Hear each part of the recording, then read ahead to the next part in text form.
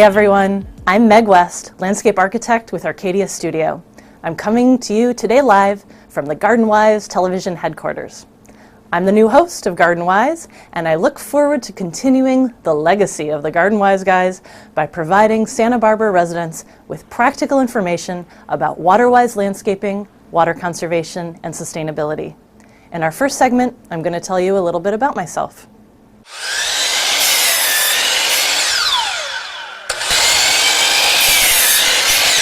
So I was sort of casting about in my early 20s and nothing seemed very appealing, and I needed to make some money, and what I liked to do was garden. So I got a job for a construction company. I was working in the Bay Area at an olive farm. So it was me with the laborers, and we dug holes and watered plants and installed irrigation. I remember one day the landscape architect came out to the job and they waved their arms around and made all these pronouncements and then left, and we had to do all the work. And I remember thinking, I want that job. That looks like a good job. So many years later, I actually became a landscape architect, but that was the first time I had ever even known that profession existed. And I think it was the visionary aspect that attracted me, along with the connection to nature.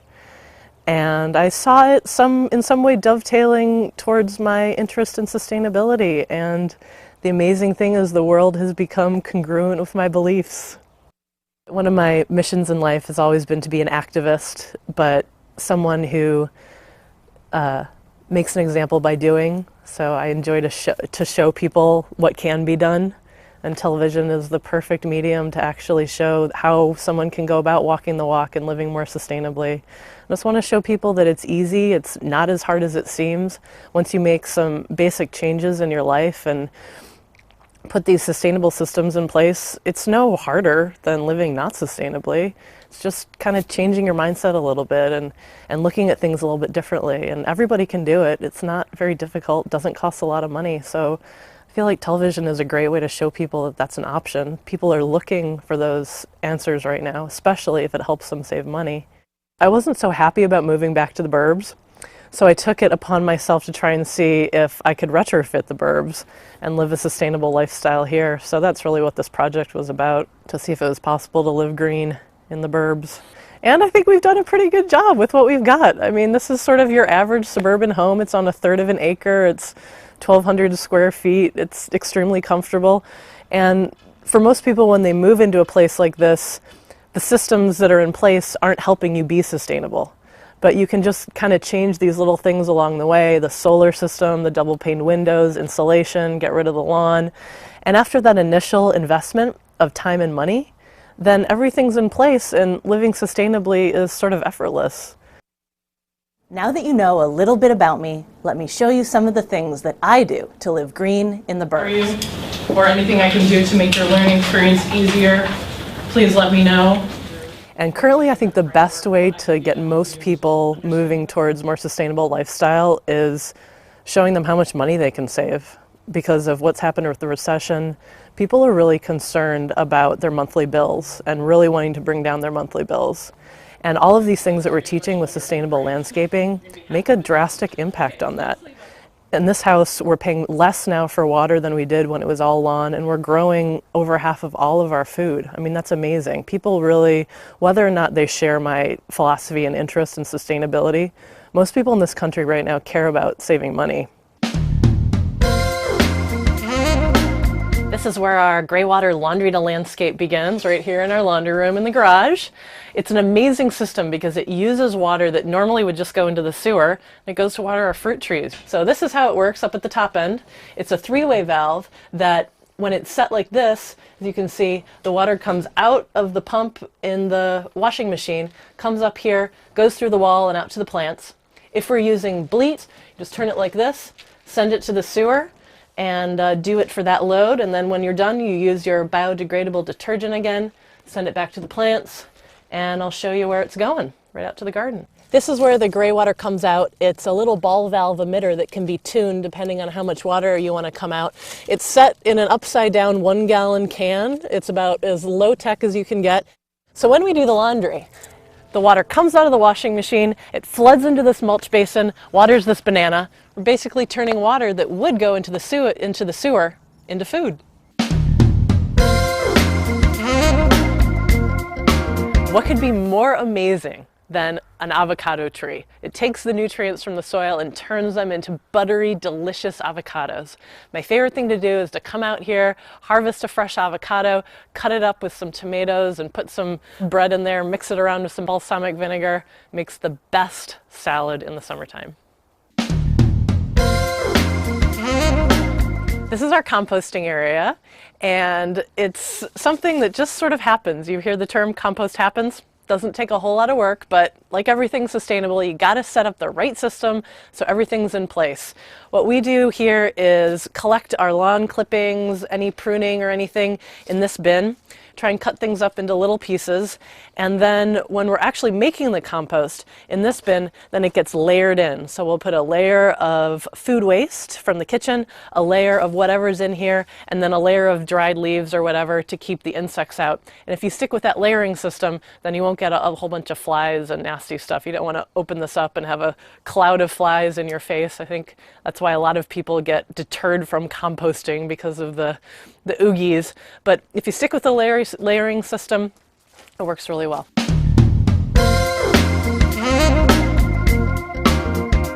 Here's my cheap and dirty version of a worm bin. It's just a regular 12-gallon Tough Crate from Home Depot. And haven't looked in here in a while. We'll see what's going on. I'm gonna see how my worms are doing. Whoops, and I'm gonna harvest some worm castings today.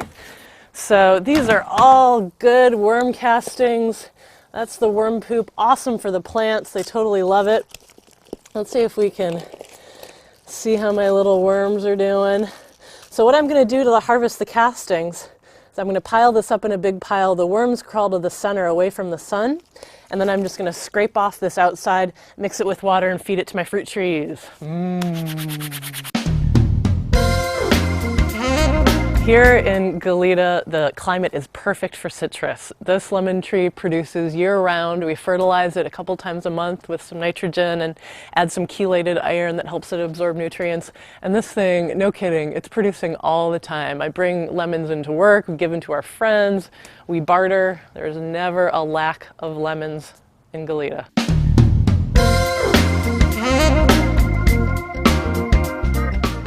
These are our rain barrels. They collect water off the roof when it rains. We hooked up the gutter to here and it feeds into this tank, and they're all linked together. When we have 1 inch of rain off of this roof, which is a little over 1,000 square feet, we'll collect over 600 gallons of water, which is more than these barrels can hold. So anytime we get a decent amount of rain, these guys fill up and we use it around the garden. This is a solar inverter. It's the brains of the solar system, and the panels are up on the roof. This is a 5 kilowatt solar energy system, and that produces more than enough energy than we need to live in this green suburban home. During the day, when the sun's out, the solar system is producing energy that then gets sold to the grid, so it's a grid-linked system. At night, when the sun's not out, we're connected to that grid and we can use the energy back. What that means is that when we get our power bill, we don't pay anything each month. So even though it was a significant initial investment, it pays back month to month, and it's part of what keeps our monthly bills low. This is our backyard top bar hive. This is where the bees live. They do tons of work cruising around to all the plants in our garden, and they make honey for us. Harvest about 6 or 7 pounds of honey out of this hive each year. It's a top bar hive, which is a much more natural way to beekeep. The traditional Langstroth hives have frames, and the bees have to build their comb inside a frame. But in these, the bees actually just build a free hanging comb. It's got a top bar, and the comb kind of hangs down.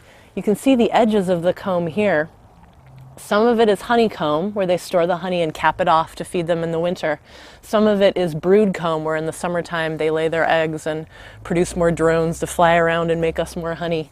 And it's been such a fun addition to our little green the burbs suburban lifestyle here, because they're just so fascinating, and the behavior of these insects has brought so much to our garden and to our lives. As you've seen, making your home water-wise and sustainable really isn't that hard. It just takes a commitment to change and digging in the dirt. It helps to know something about plants, so we created a new segment called the Plant Rant. Today you'll learn all about the remarkable manzanita. Get ready, the manzanita will surprise you.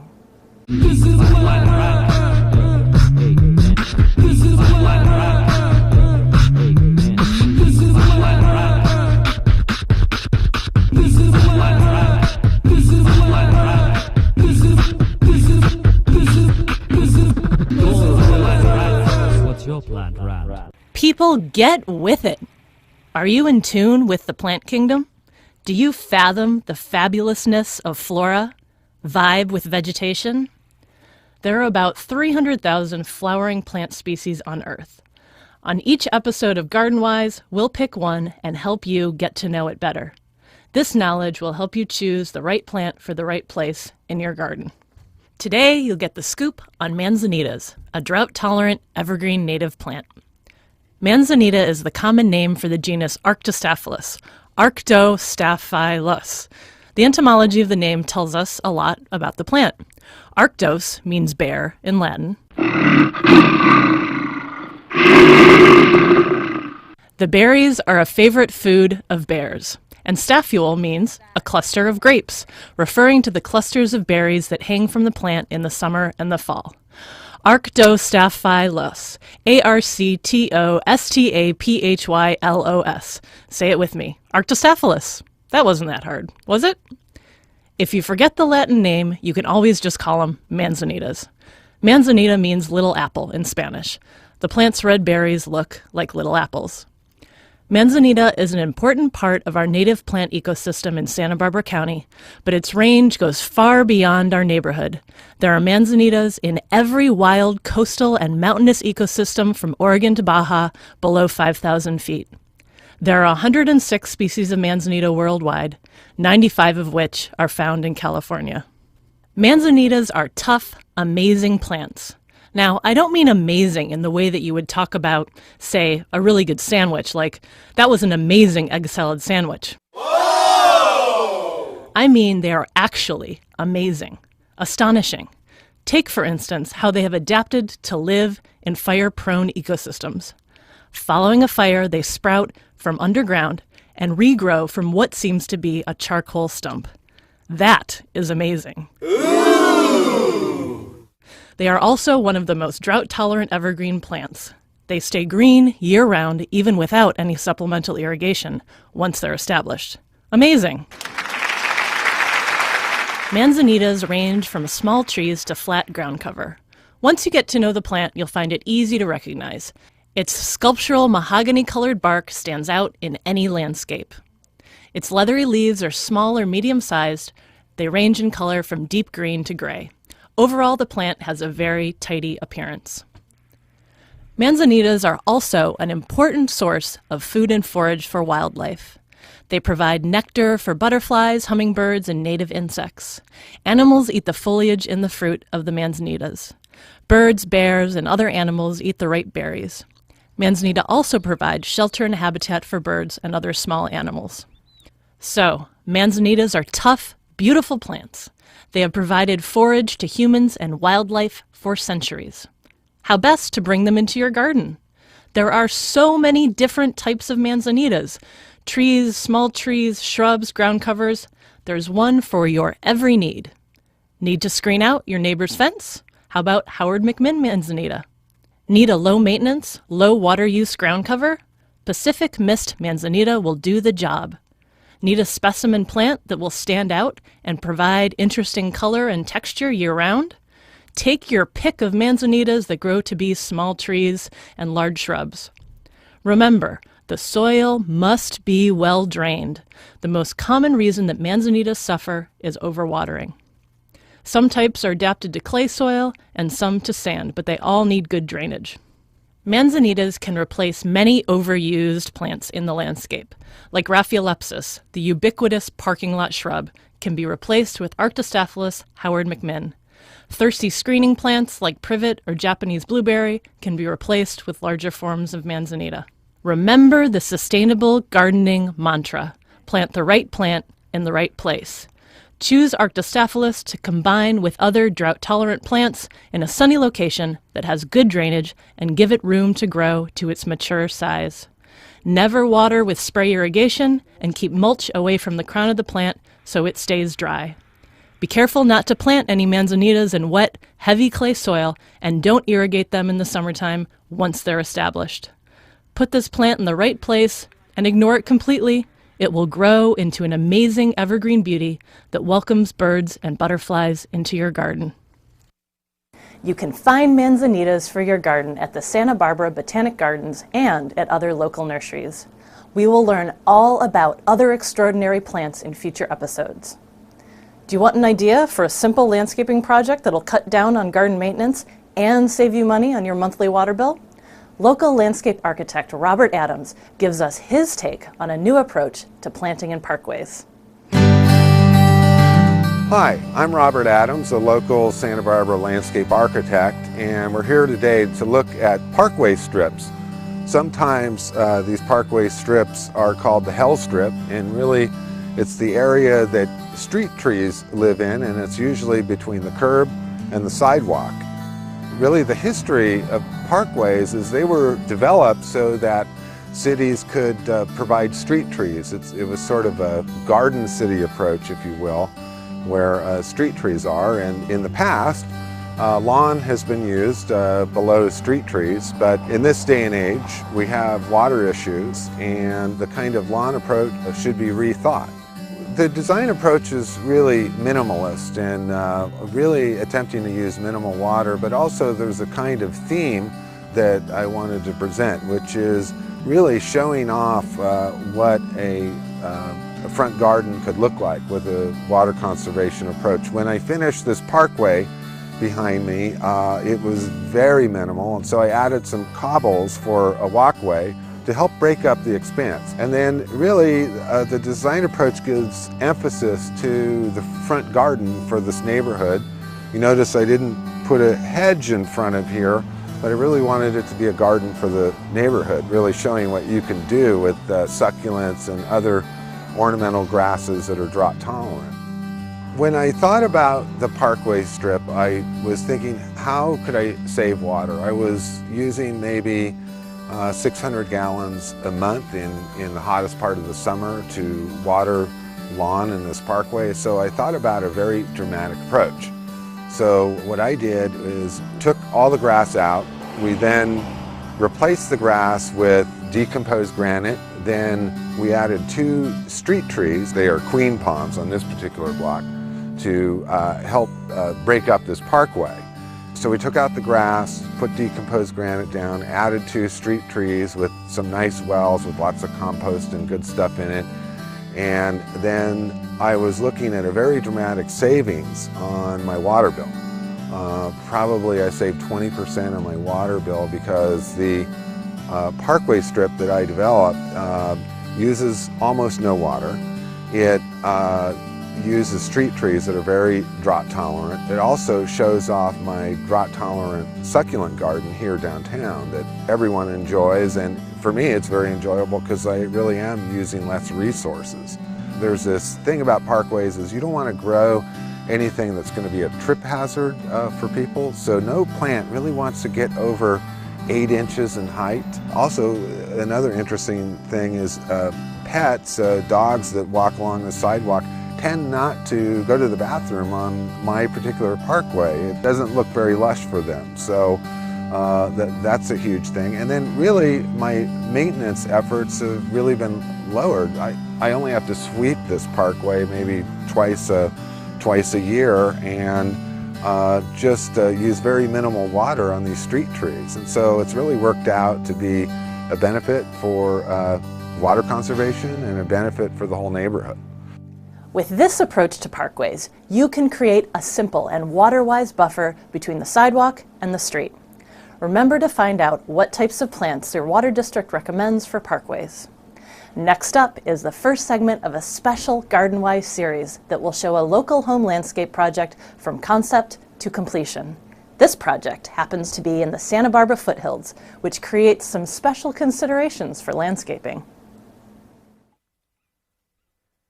Here we are in the Santa Barbara foothills. This whole neighborhood was burned in the 2008 Tea Fire. And the owners here have been kind enough to let us film the process of landscaping, from the concept and the design to the completion and the installation. What's the first step to coming up with a landscape design? The first step is a site analysis or an environmental analysis, essentially getting to know the site. We look what kind of soils are here, what's the existing vegetation, are there places that are used by wildlife, how can we protect and restore those existing wildlife corridors. We look at the views, the exposure of the different areas, every little detail that we can pick up about the spirit of this place. So after the site analysis, then we go through the design process with the owners, figure out what they want to do, and find something that'll thrive using nature as part of the design. So let's go inside. This is the planting plan, and I tried to incorporate your desire for plants with interesting color year-round, with nice textures. I know you liked the agave and the gray agaves. Wanted a few fruit trees so you could have citrus throughout the year, and of course, most importantly, incorporating the fire-smart landscape that's required by the city. So I'll just go through the landscape design here and describe the different plants and how they're used and the effects that I'm trying to accomplish by the composition.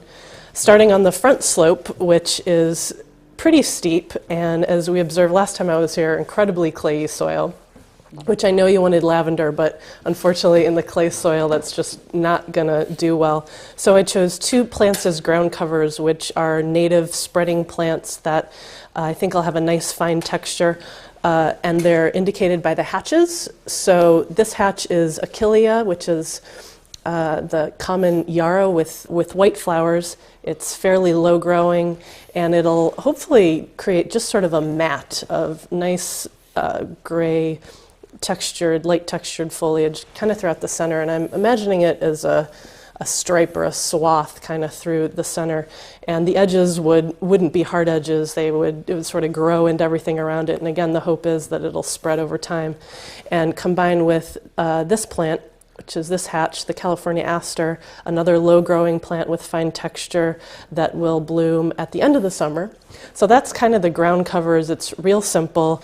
And then the focus plants, or the plants that are going to kind of draw your eye from far away, are the agave attenuatas, the gray ones that you liked. So as you guys saw in the plan, there's going to be a blanket of gray and green ground cover through here. We'll take out these two, Potacerum undulatum, which can also be an invasive plant here. That's okay, the gophers are killing them. The gophers are killing them. And then the two agaves would be right up kind of in the center there. Another one in front of that wall I think would be nice because it'll look architectural and highlight in front of the wall. You need something to take your eye away from that wall. And then in the center there'll be kind of where these two are, a nice big clump of those agave celsi, which are a little bit lower and have red on the tips.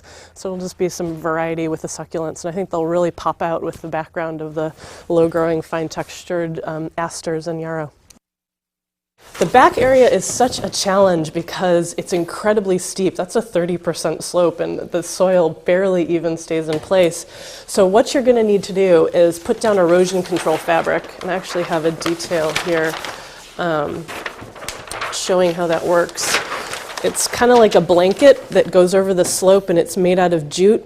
So you start at the top and stake it in, and then roll these big rolls of jute netting down and stake it in with irrigation stakes all the way down. And it's this woven fabric that actually holds the soil in place until the roots of the plants can move in and hold the soil in place themselves. So it's going to be really important to put this jute netting down on that back slope. And then lastly on the slope, an important element which I'm excited about is the rain garden and the habitat garden, which will be planted with the mimulus, the monkey flower that you liked, and a couple other native plants, juncus, which is a California native plant that survives really well in high water conditions and in low water conditions, so it's great for a rain garden. And those plants will filter the water during a rainstorm and keep a lot of the runoff and erosion out of the creek. And the idea is to slow the water down and let it sort of percolate through those plants so it doesn't just swoosh all the runoff and hydrocarbons from the road and also soil into the creek. But initially, I think the most important part as far as filtration is this flat spot, which you've already got, which is great. The fruit trees are scattered kind of near the property line over here. They have to be 18 feet apart for the fire regulations. So kind of scooted one up on that hillside and then put one over there. And those would be fed by the laundry to landscape gray water system coming out of the, out of the washer. So that works really well because all of the plants here will be low water use plants, and then the 2 fruit trees will be watered by the gray water, so it'll be a great way to recycle the water that would normally go into the sewer. We've got here is a gravel patio through here, so I wanted to, this is kind of an interesting shape, this triangle, and this is on the west side, so it'll get some nice afternoon sun. I thought if you wanted a more private hangout spot, this is the one place that's already sort of flat that is semi-private. So in the design, this is basically covered with gravel, and there's a little planter cutout on the edge right here where I wanted to put your bird of paradise as a specimen plant, something that you'd see a lot and be close to the house. It's great that this section of the house has been designed to be so fire smart, because if and when there is another fire, chances are it's going to come up this hillside, and when the fire comes up the hill, it goes incredibly fast. So your architects and builders have designed an overhang and a deck here that's totally fireproof. We don't want to put any plants or anything under this that might catch on fire. It's extremely important that when you have an overhang, that there's nothing flammable underneath. The first step, landscape design, is complete. Using site analysis, all of the elements within and surrounding the home have been considered to create a blueprint for appropriate design and installation. Next time, you'll see irrigation system installation as well as some planting as we begin to paint on the blank canvas. Up next is another new regular GardenWise segment, What Tree Is That? Landscape architect Bob Cunningham tells us all about one of Santa Barbara's iconic trees, the jacaranda. What tree is that? What tree is that? Ah, what tree is that? What tree is that? Hi, my name is Bob Cunningham. I'm a landscape architect, been here for a number of years practicing in Santa Barbara, and I'd like to talk to you about one of my favorite trees, the jacaranda.